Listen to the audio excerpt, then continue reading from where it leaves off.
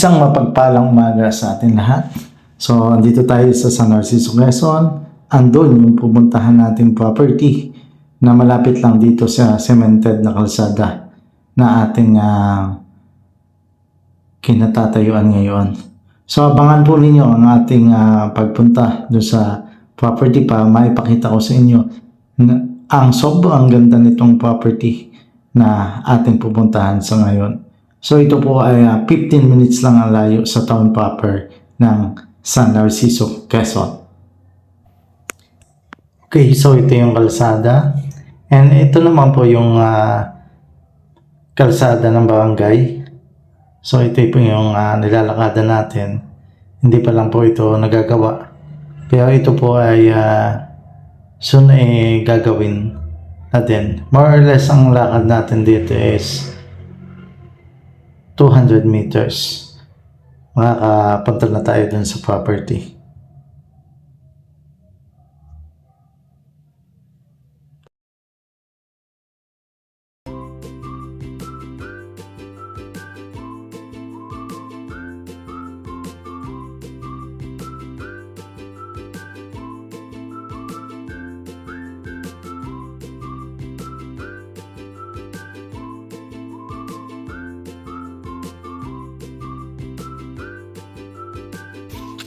So ito daw po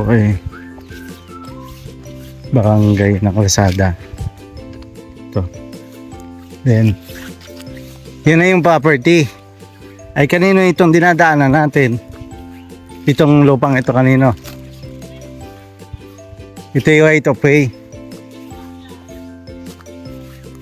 Tikit mismo doon sa kabila. Okay. So ibig sabihin na may kalsada talaga. Diyan na yun yung lote.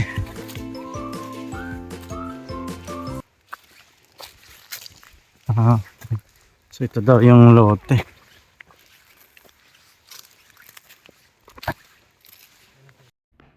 Okay, andito na tayo sa loob ng property. Ito lang po yung entrance natin dito sa pagpasok. So kung makikita po ninyo, ang property pong ito ay sagana sa niyog at sa puno ng saging.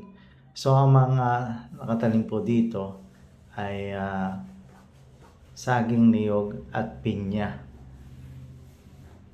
Ang lote po ay 70% na flat, 30% slightly hilly. So napakagandang investment ito doon sa mga bago-bago pang gustong mag-purchase ng property.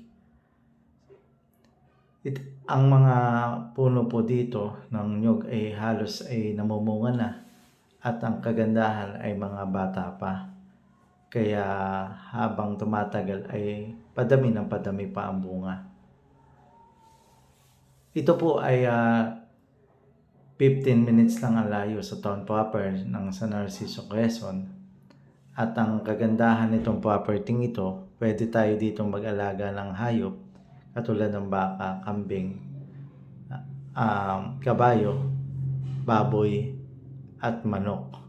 So dahil nga po maganda itong property at flat, madami po tayong pwedeng gawin dito.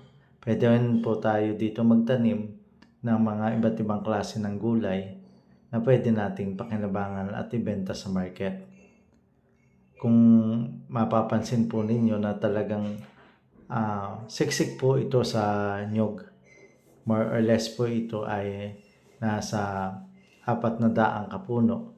Pero kung sosoba pa po ito dahil mas madami pa, ito ay akin lang pong base lang sa aking paningin. So, pwede pa pong sumaba ito sa 400 na puno. Dahil ito po ay 2.5 hectares.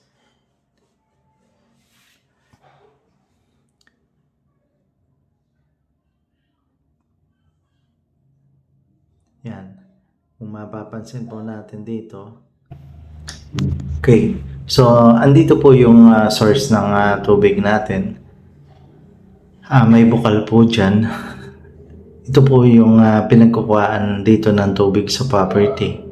Ang kagandahan dito sa property ito, kahit ganitong tag-init, ay tuloy-tuloy pa din ang supply o bukal ng tubig.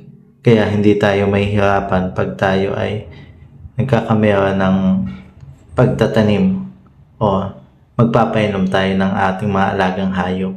Napakadami din po ditong mga kawayan. So, magagamit natin siya pag tayo ay maglalagay na ng kubo o ng bahay. So, kung makikita naman po ninyo dito, ay pinapakita po natin dito na napakadami pong tanim na pinya.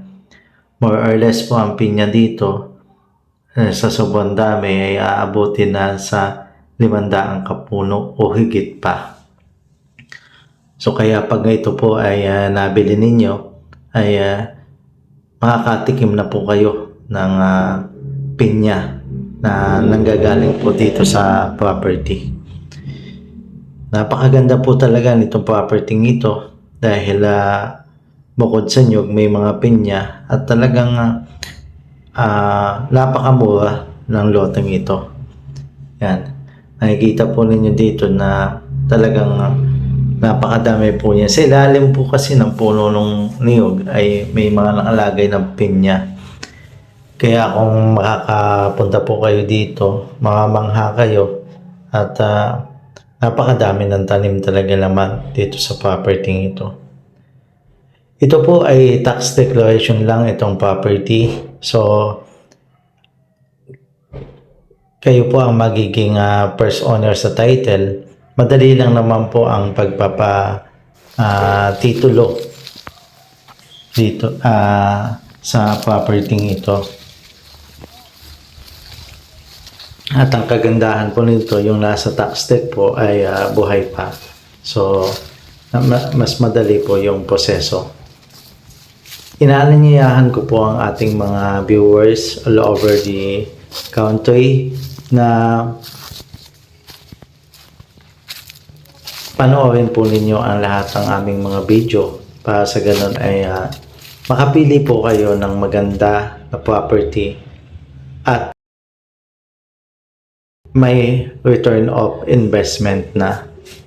So, pinapakita ko po na hindi lang yung niyog, hindi may mga saging din po dito sa property. Ito pong saging ang isa din sa pinagkukuhaan ng prutas dito sa San Narciso, Quezon. At the same time, ito pong property ito ay tabi din ng kalsada. Yung kanina, pagpasok natin, hindi pa po doon tabi. Pero po doon sa unahan, tabi po yan ng kalsada. Yan. So, yan pong kalsadang ito na hindi pa simentado, ayan po ay yung dating pinakaunang kalsada. Kung mapapansin po ninyo kanina, mayroon pong simentadong kalsada.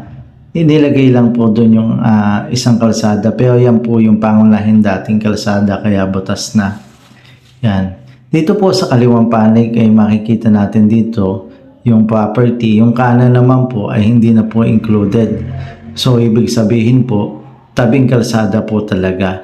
Ito pong kalsadang ito ay aayusin din kasi mayroon pa pong mga sa likodan ay may mga iba't ibang barangay pa. So, yan po ang ating property. Napakadaming puno ng niyog. I think more or less mga nasa 500 kapuno siya. Pero pwede pa pong sumobra. Flat po ang property. May mga tanim na pinya, saging, at kung ano-ano pa. Ang layo po nito ay 15 minutes sa bayan ng San Narciso. At dun sa cemented na kalsada naman po ay more or less 200 meters lang po ang layo. So, napaka-lapit lamang po. Doon sa mga gusto pong mag-invest ng property, mag-send lang po kayo ng message sa aming WhatsApp at sa aming Viber. O kaya naman po ay mag-message po kayo sa aming YouTube channel. Aasahan ko po ang inyong mga feedback para sa ganun maihanap po namin kayo ng mas maganda at kapakipakinabang na property. Sa signal naman po ng cellphone, may signal naman po tayo. At the same time, mayroon din naman po ditong poste ng kuryente na pwede ninyong maglagay kayo ng kuryente dun sa inyong property. Ulitin ko po, 2.5 hectares matatagpuan sa bayan ng San Narciso, Quezon,